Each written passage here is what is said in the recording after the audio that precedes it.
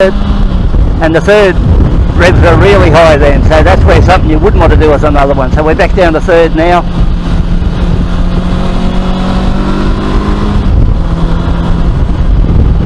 So you can really tell that clutch works well in those. Over here now on this bend, lean over really hard.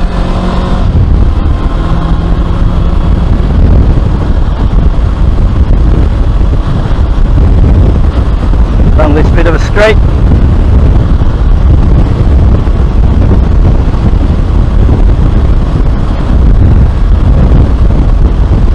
Now we're coming into a really sharp rider. 5, 4, 3, 2.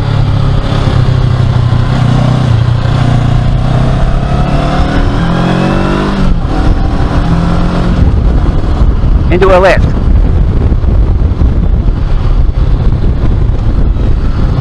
And these revs are really setting high when I'm swinging back.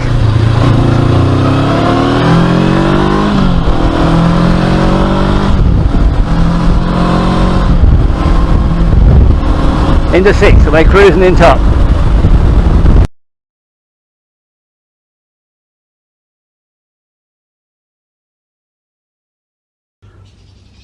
Hi guys, thanks for cruising in today. I just had an inquiry from one of my subscribers and he wanted to know, did the new model CB500X in the Honda range have a heavy or a light clutch? So I'm here to answer that question for you now, so we'll get into it. Now the quick answer to that question is a big yes. It has got a very light clutch, but there's more to it than that, so let's go upstairs and take a look. First off, I'll give you a demonstration on really how much pressure is required to operate the new clutch on this CB500X. So here we go. We'll go one finger.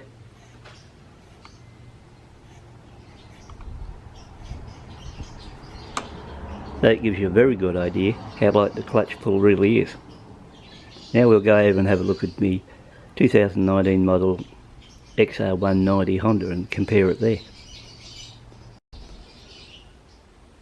Okay, we're at the the XR190. We'll go for a clutch pull on that one.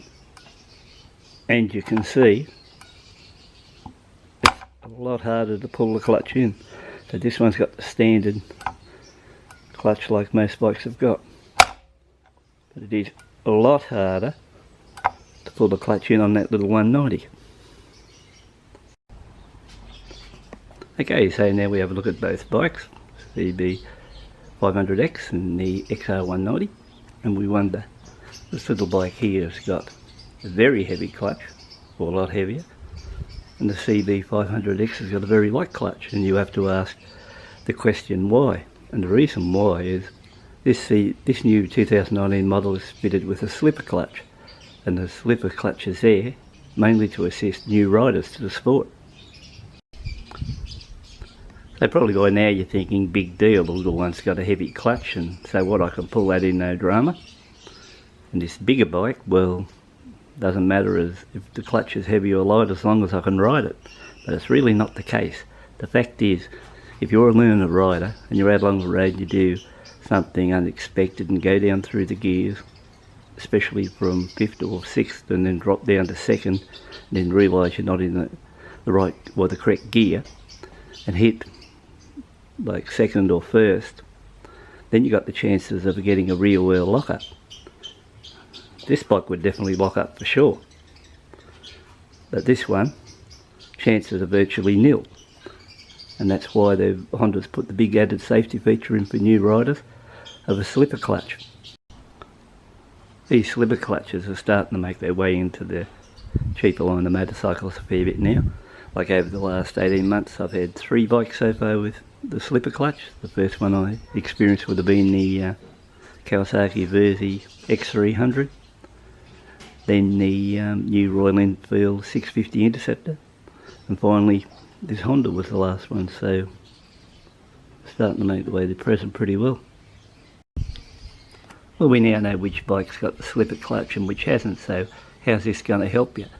Well, for example, if you were out cruising along the road fairly quick and you had to come into a a sharp left hand bend, or you have to turn left and you have to drop from say 6th gear down to 2nd, on this bike you could comfortably go all the way down through those gears and go through them fast without any drama of this back wheel locking up or hopping or anything like that. Because when you come down to a corner at higher speed, you're on the front brake, so therefore most of your weight's distributed to the front of the bike.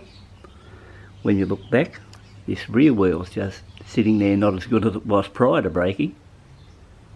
And then when you apply the clutch and bring it down through the gears, you got the risk of this rear wheel lifting a little bit off the ground, or not getting the correct grip on the ground like it was prior to it, doing a few hops, and the next minute the party's over for you and you're on the ground or out of control or worse. So that's the advantage of that slipper clutch.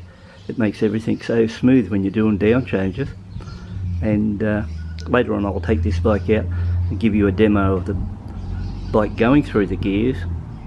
Up changes make no difference, but when you come down you'll know that you can come down through the gears, change it nice and smooth, no drama on the bike, and all's good. Plus I'll also mention that you don't have to be riding fast either to get the benefit from this slipper clutch. If you do a lot of riding on a wet road, well, that's where your problems really start. And the best thing about, once again, the slipper clutch, you can do your down changes, go back through the gears without the risk of the bike losing traction or anything like that. So it works both ways. It works in dry, works in wet, works under all conditions, and it's a very good addition to this bike, and more importantly, it's virtually free with the bike, so how could you lose? And by the way, if you've liked what you've seen or any of the videos that I've put together and you've thought about subscribing and haven't gone the full distance yet, by all means press that button and join the channel, and it'd be greatly appreciated. And now I might just take the bike out, give it a little bit of a run out along the road and just show you what it's like on the downshift from 6th back to 2nd, and we'll see that slipper clutch in action. Coming into it now, so we're in 6th, 5th, 4th, 3rd. So back to that slipper clutch. All I can tell you is when you see going through the gears now, faultless.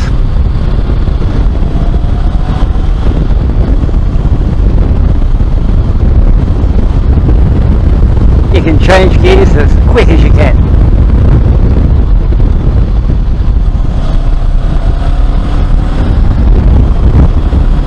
This is a nice bike to ride, this one.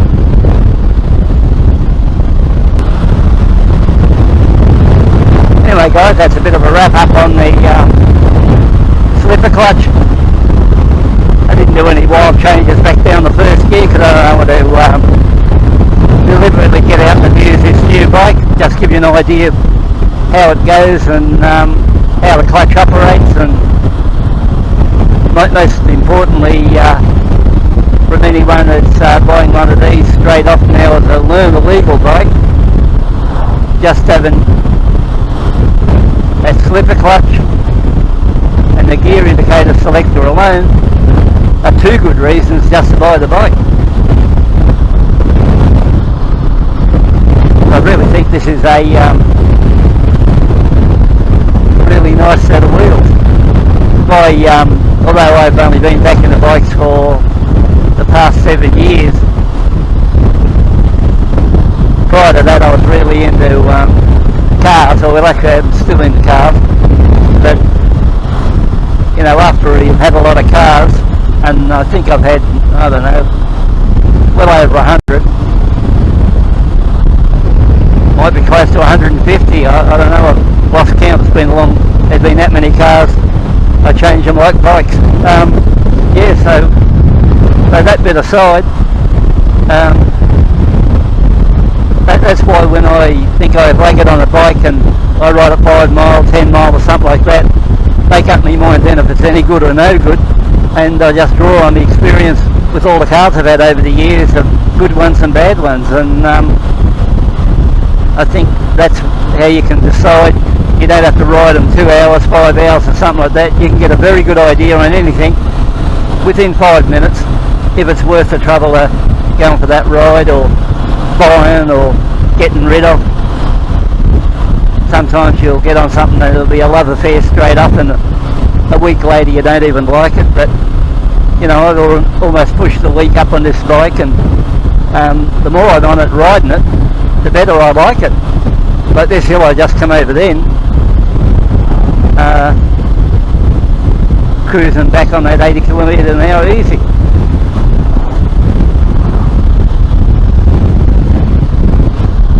I don't know if I can get that camera around.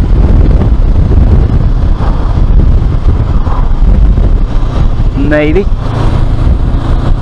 that would be a bit better.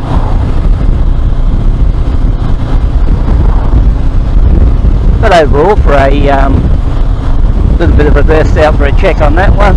Once again, a very windy day here today.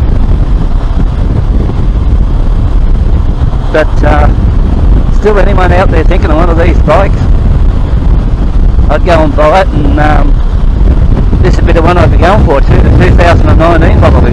It's a friggin' good bike. It's a bit of bike you could ride around Australia. If you're fit enough to do it, but it'd do it alright. The bike could do it.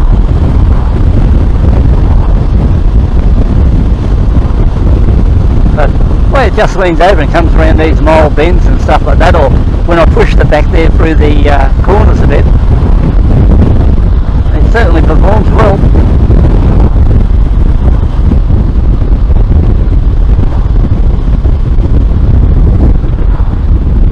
And the brakes, look, nice.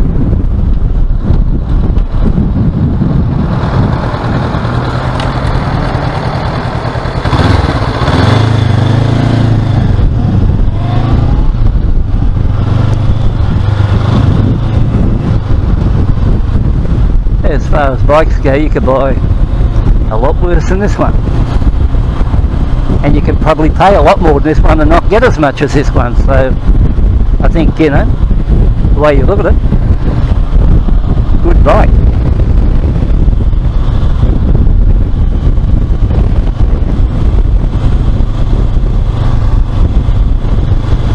Anyway, once again, thanks for your time to come in and look at the videos, and if you want to see more, by all means think about subscribing to the channel, and I'll keep pushing them out, and maybe in a matter of a couple of weeks time think of doing a couple of upgrades on this bike and throw those up too. And I just haven't looked at what extras now I can put on this, but this stage I think I'll throw a few goodies on it. First one I think I'll be chasing will be a sports exhaust. And after that, now it's starting to get cold here in central New South Wales, so I don't know, might have to go for a set of heated grips or something like that.